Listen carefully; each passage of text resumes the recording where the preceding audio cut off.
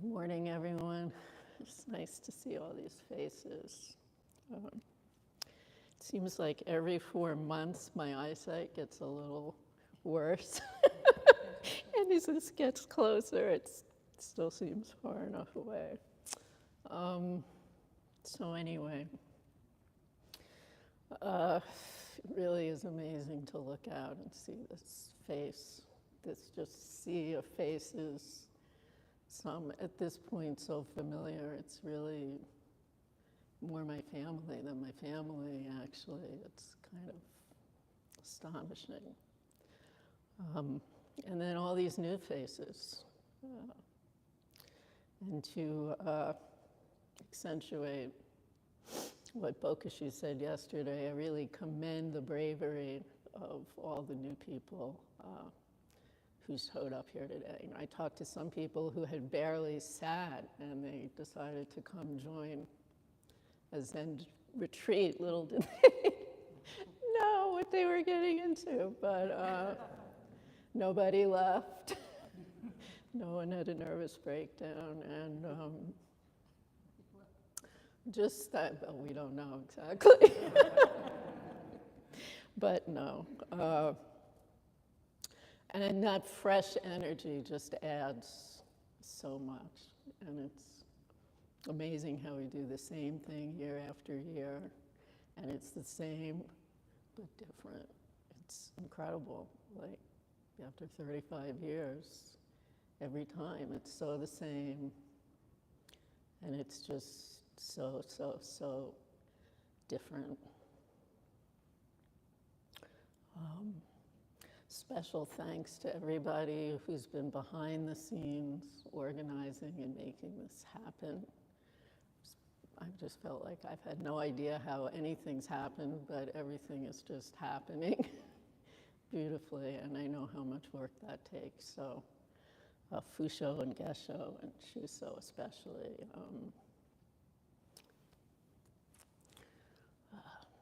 Many bows. So for some of us, this morning is a conclusion, in a sense, of this part of the Sesshin, although, of course, as Shuso intimated this morning, should you wish it to, it can continue in its own way once you leave here.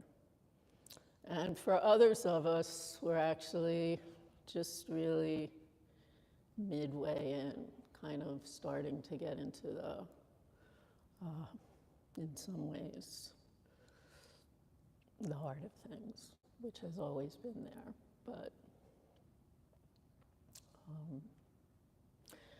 and it's all contained within the time being, just the flow in which we're all equally a part, and this includes everybody, even who's not here physically, by joining us through Zoom, and even those not joining us through Zoom.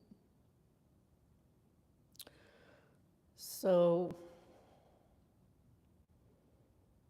needless to say, with everything that's going on in the world today, people just seem so ready this year particularly to just go there. It's kind of like there just hasn't been any fucking around, not a lot of joking around, not a lot of wasted time, no, just everybody is here for a reason. And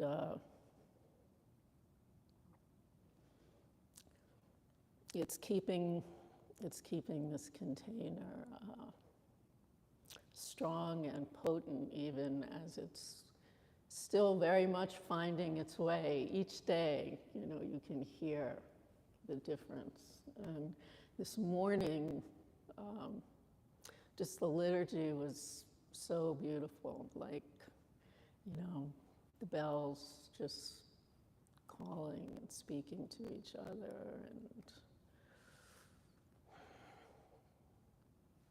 it's just that Sesshin language of silence, with just movement and sounds, replacing words, and it was just the densha. That was, it's like being out at sea and the ships being called in. It was so beautiful.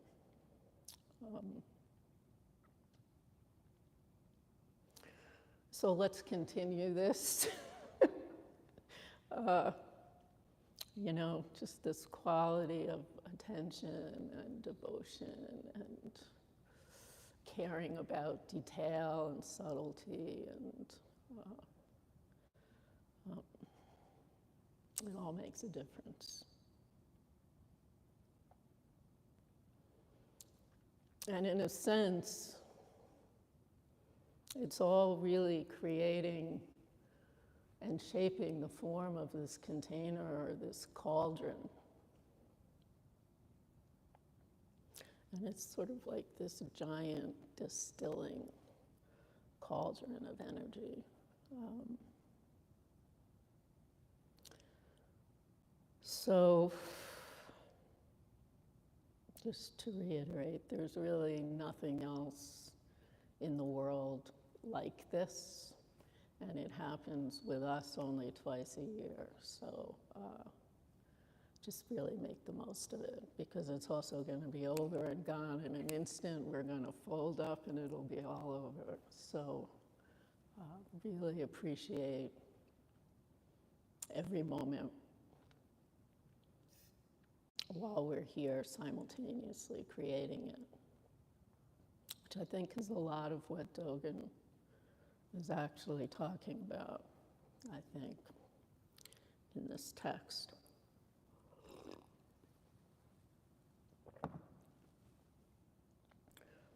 So it's funny, turn of phrase, because, I was thinking we habitually refer to coming on retreat as taking time out of our busy lives. But isn't it actually ourselves that we're taking out of our busy lives? Not something called time. So I guess he's continually begging the question, what is time anyway? And are we really taking ourselves out of our lives when we do something like come here? Or are we actually taking ourselves more deeply into them? Dogen reminds us in Uji again and again what we so often forget, that we ourselves, life itself, is time. And that wherever we go, time surely goes with us. With every breath, another moment is born. So being here for myself has felt particularly sort of nourishing and healing, because it does kind of slow things down, if you will. And just having this much time or life to spend delving into our inner world. I can't remember, I guess it was since this summer, that I've spent this long without checking and being racked by the news. These damn phones, which, you have to have, in these fucking news flashes, alerts, and I'll just start to see something that's just like, oh my God, stop, and I just turn it over. It's like, for some reason, it's just too much right at the moment, and I'm giving myself this 5 days. I'm not even going to read the rest of that sentence.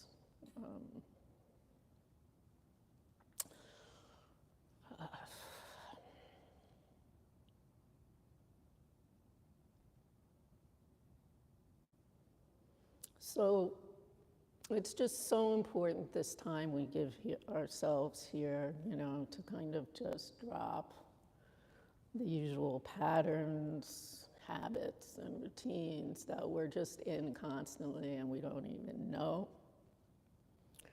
And doing this certainly gives myself the opportunity, and I hope all of you, just a kind of freedom and opportunity to see things and ourselves differently.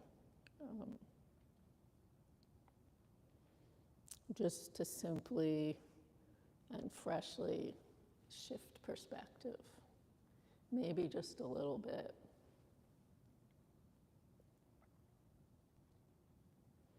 And most importantly, as much as what we see outside, this really includes and focuses on the usual habits and emotions underlying so much of our psyches that we're often, too often, not even aware of. For me this year, it's certainly been anxiety, but there's a raft of others that's just taking center stage. Sort of didn't even realize how much anxiety in some ways until I got here and I could just really feel it in my body.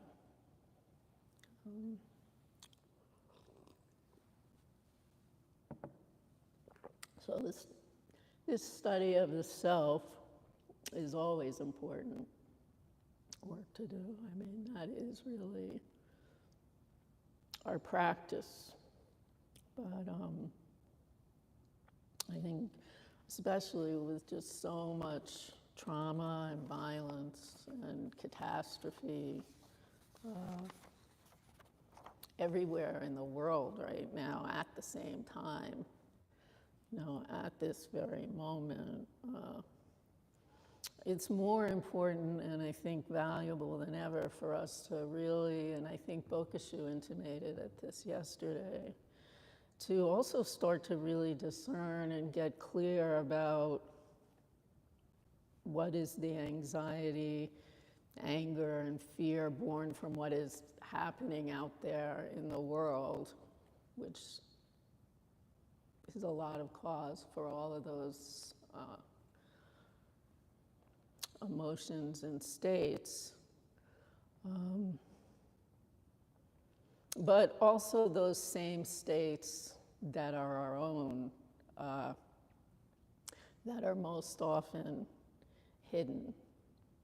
Those personal destructive states of mind, the fear, the greed, the anger, and the ignorance, that's born out of our own unique and individual karma.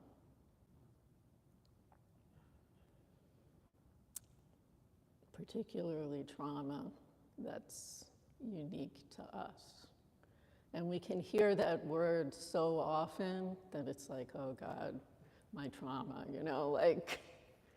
but it's actually very real and very powerful when it's your own. And I think we all know that. And as our own is really a big deal, so is actually everybody else's.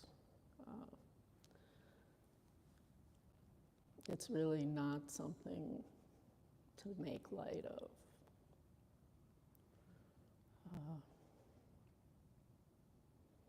So I want to, following with Musho's wonderful analogy of load sensing, I really love that washing machine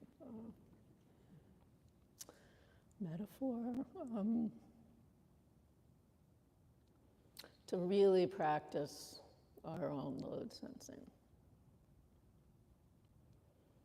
which I think really gets at that inner sensing of reality that's born from our zazen. So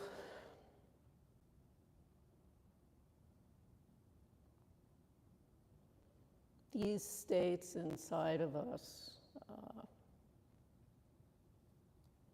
really need our attention and our care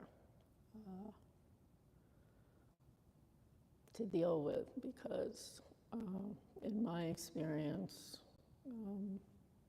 as much as I wish they would, they just don't seem to go away on their own. And I can shift my attention from them, and I can ignore them, and I can pretend they don't exist, and I can try to will them away. But it's sort of like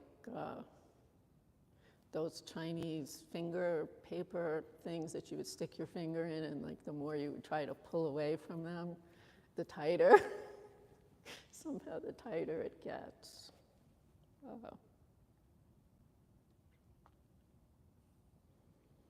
So there's a way in which we really need to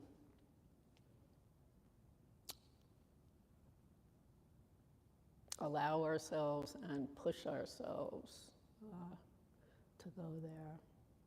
And in my experience, it's absolutely not something one can do alone.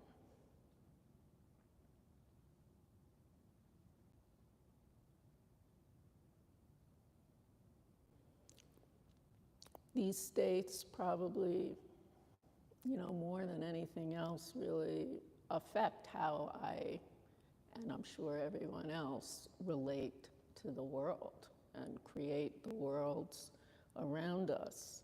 So, as someone else also said, I can't keep anything straight anymore, but we can think that working on ourselves is self-indulgent,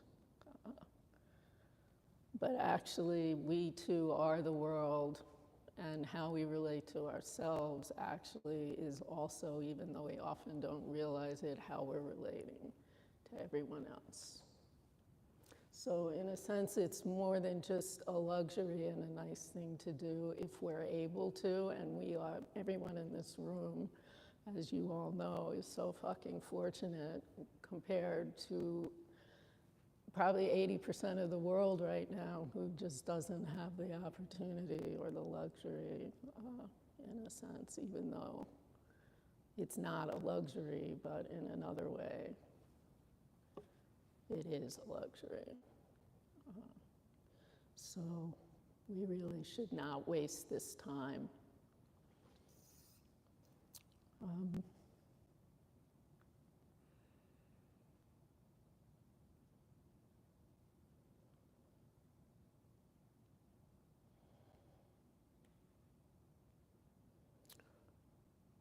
While it's hard, the more we read and hear and see around us, I don't get into the city as often like I used to, just for a whole number of reasons, but as much as everything that's going on across the world, I was just staggered by how many people I saw on the street everywhere. Old women, children, just everyone, just it was raining, it was freezing. It's 86th Street and Lexington Avenue, and they're just out there crying for help. And we're all, myself included, walking by, going on. It's like, how is this happening?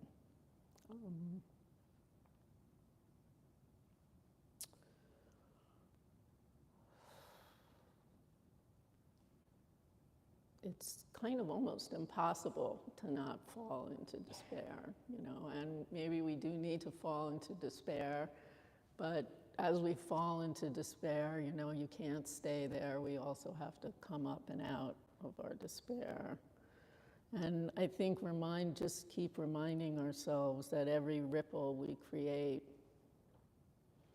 in this big pond we call the world somehow makes a difference. Even when we can't see it. During the service this morning, I was just,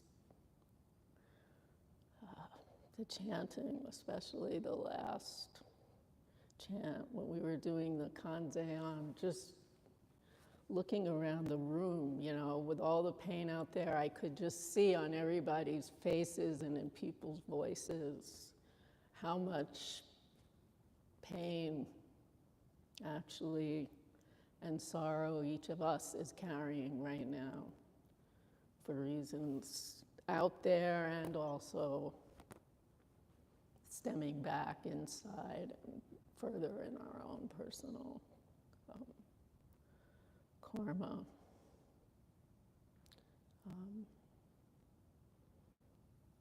You know, it's just really not easy to be alive and be a human being and have a life.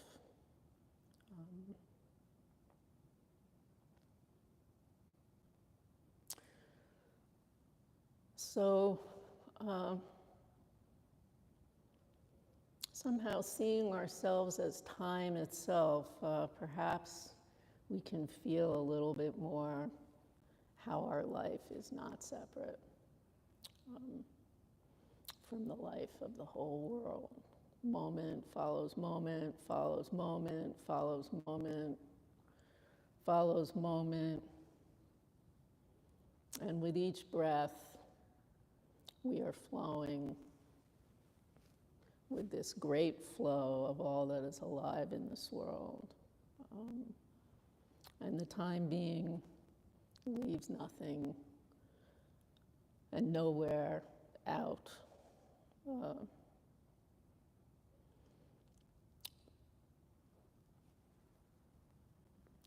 We seem to like to prioritize and judge,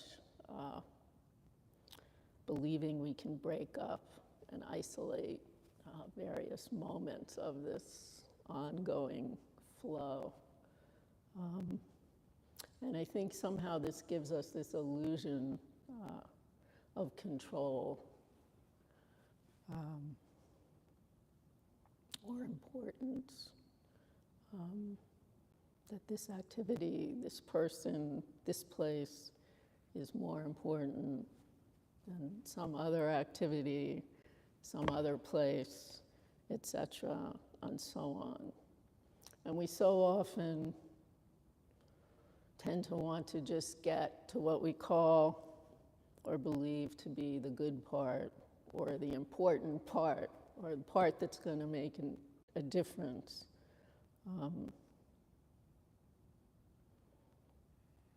Or to ignore and cut off or fly through the parts we think are not important,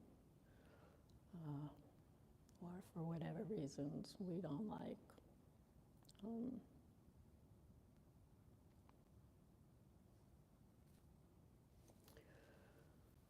And particularly with the parts of ourselves that we don't like. And we just don't realize, not only is there room and time for everything, because it's there, the room is created by what's in it. But actually that it all makes a difference. And with our attention and care, all of it can be interesting, and all of it actually can teach us something. I think I talked about this before in some ways, you know, with my pots and, you know, the analogy of making coil pots, and how initially, you know, I found the process of making the coils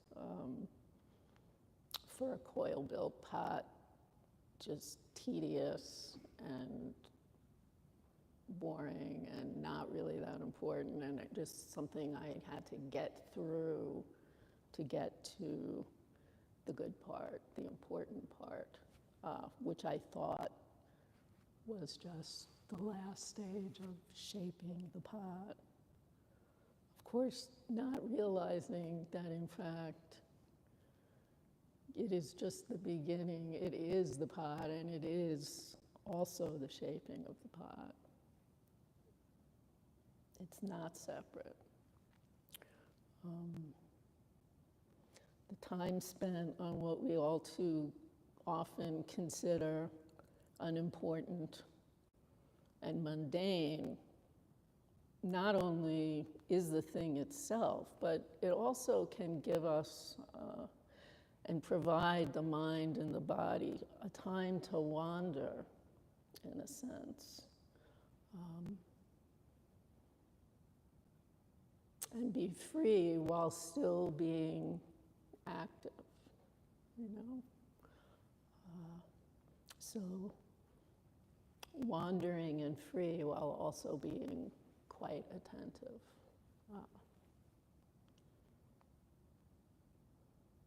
And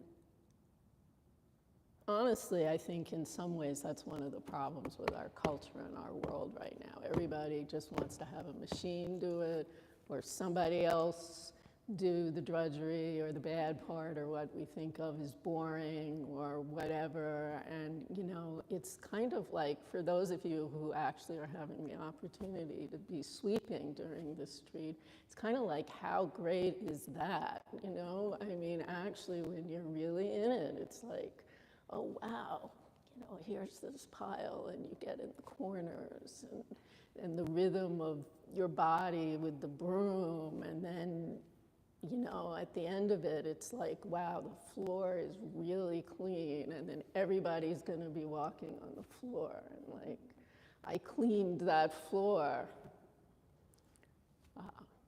It's not like I'm just walking on this thing that, well, God, why the fuck isn't this floor clean? Like, and just stomp over the piles of dust and whatever, you know, like somebody should really do something about that.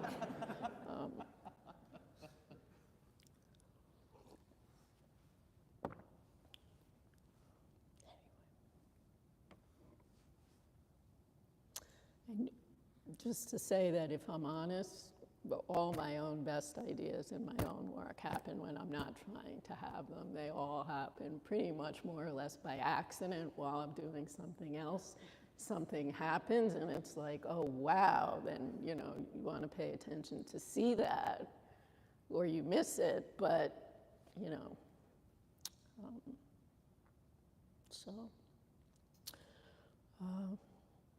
just another and completely different example. In another way, it was like I was called to jury duty a few months ago, and I had gotten out of it before, and I was just dreading it.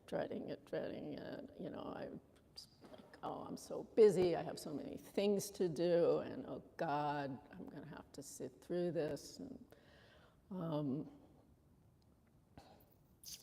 you know, even though intellectually I thought it's a very important civic duty and everybody should do it, as long as it's everybody else. Which surprised me, you know, but, you know, at a certain point I realized, okay, they're like the night before, there's really no getting out of this, I'm actually going, and even on the bus on the way there, I was just like, and then as soon as I got there, we were all waiting outside, and it's like this new courthouse in Staten Island. And it's just this very strange mix of old and new. And I was like, oh my God, this is really interesting. Like just the collection of people from really every single walk of life who would not be together in one place in this way for really any other reason. And we're all just waiting out there. And then there's all the people in the courtroom, the corrections officers, the clerks, the guards, the levels of bureaucracy, and then lawyers in suits. And I don't know, it was it was fascinating. And once I surrendered, actually, to, oh, this is where I am and this is what's happening,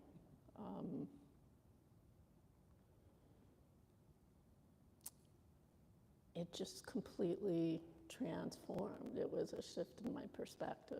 It's always been the same thing.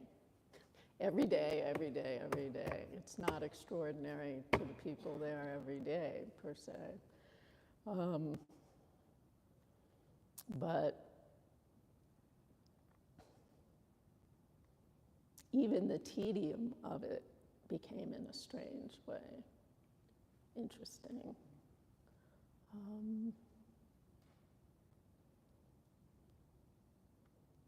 And it sort of, in some ways, changed how I thought and felt about the justice system, both good and bad. Like, on one hand, oh my God, this is kind of great that it's just this incredible mix of people, and then in other ways, it's just like, oh my God, really? I mean, God help, anything could happen, really.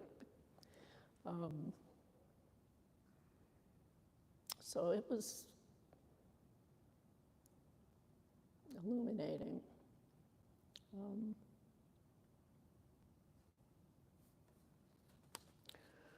So, what is my point here? Okay. For some reason, I had a very hard time writing this. Like, what was I even going to try to say? But I think this is just focusing on how much the quality and experience of our lives is colored, really, by our ideas and our views on what's happening, which is so often in contrast to what's actually happening when you're there and with them, and particularly with people. And it's so important for us to remember that our views of ourselves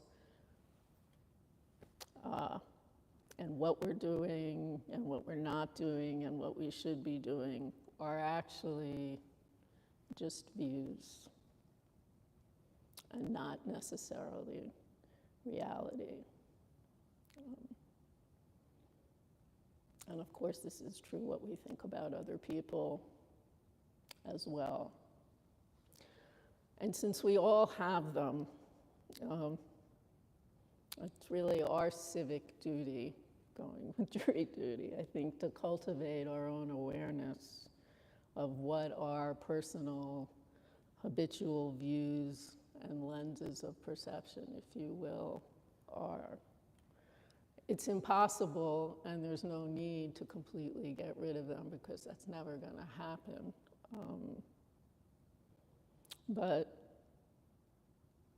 little by little, I've been experiencing that when we pay attention to them and really start to investigate them, we can be less ruled and separated from the world by them. We don't have to have them on all the time. Take them off, they may snap back, but we just put them down again when we notice.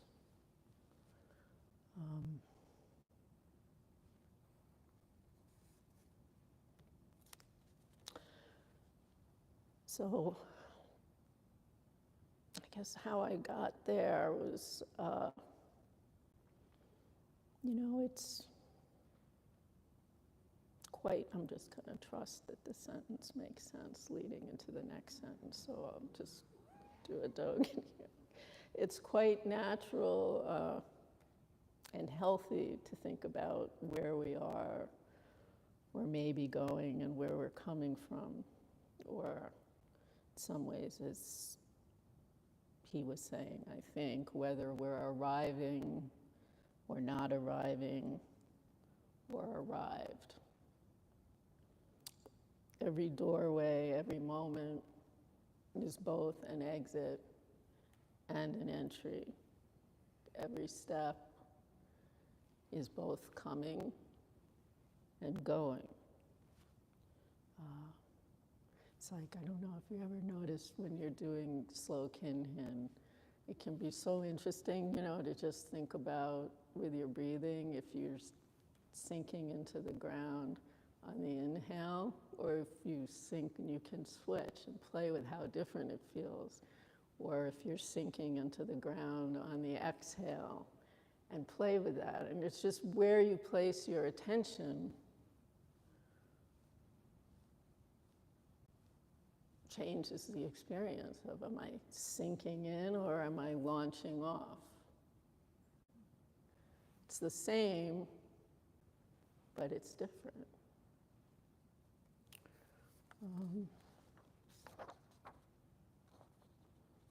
So what did I say?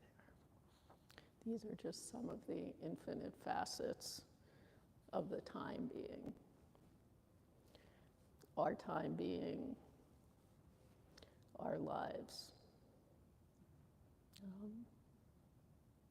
And it's really easy to forget that all these states, in a way, on one hand, are simultaneously always true. So again, it's just, where are we putting our attention, Was I leaving where I was in Callicoon before coming here, which was somewhat of an intense experience, or am I going? Or am I in that space in between? Which was equally interesting when my car broke down, and that triggered a whole realm of a whole other world.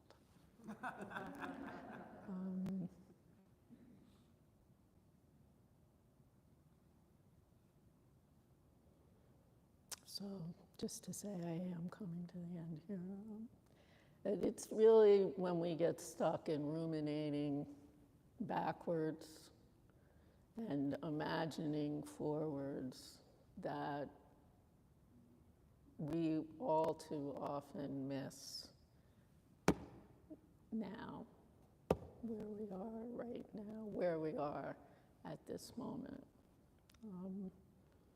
And when we are really present right now, right here, there is no coming and there is no going and there is no arriving and there's no not arriving. There's just right here, right now, which is eternal and yet always changing. In a sense, now is presence, which by its very nature must flow and is always flowing.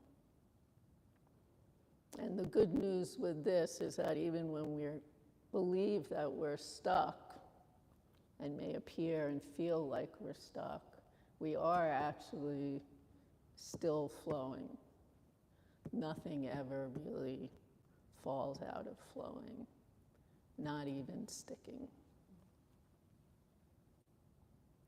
Dogen says, thus to study thoroughly coming and going, and to study thoroughly arriving and not arriving is the time being of this moment.